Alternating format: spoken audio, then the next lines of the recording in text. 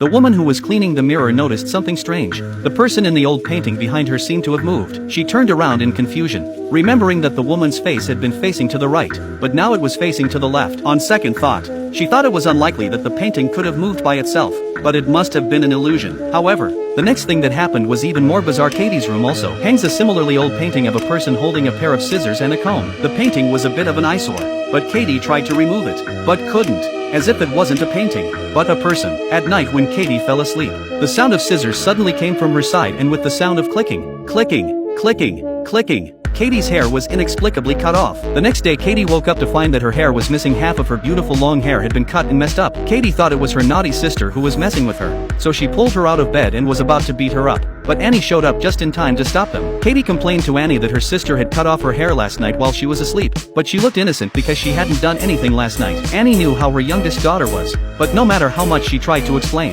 Annie didn't believe her and demanded that she apologize to Katie, not realizing that they had both wronged her. The next night Katie was about to brush her hair and go to bed when she suddenly heard what sounded like scissors, because her hair had been cut for no apparent reason and she was very sensitive to the sound of scissors. When she turned her head to look behind her, she saw the painting of the scissors and comb on the bedside, and now she was very uncomfortable with the painting, so she found a piece of white cloth to block the painting. Just as she was falling asleep, the sound of scissors clicking came from Katie's side again, and a hand stretched out from behind the white cloth, slowly cutting off Katie's hair. When Katie woke up, the hand went back into the white cloth and disappeared. When Katie woke up, she touched her cut hair and instantly thought of her naughty sister. However, just as she was about to go out to teach her sister a lesson, she felt that it was a bit unreasonable that her sister could not have come to her room at night when it was so dark outside. Or was there someone else in her room?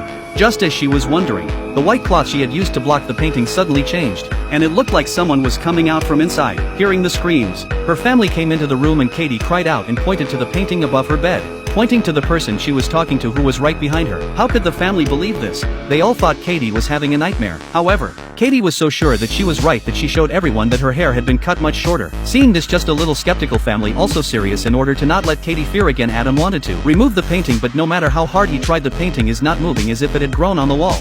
In the end, it took two men, Adam and Nick, all their strength to remove the painting from the wall. They thought that would be the end of the story, but then more strange things happened, and was sleeping at night when she heard someone running around the house. At first she thought it was her youngest daughter who was not sleeping, but when she came out of her room to check, she found a child jumping into the painting, and it was not her daughter Lucy but the person in the original painting.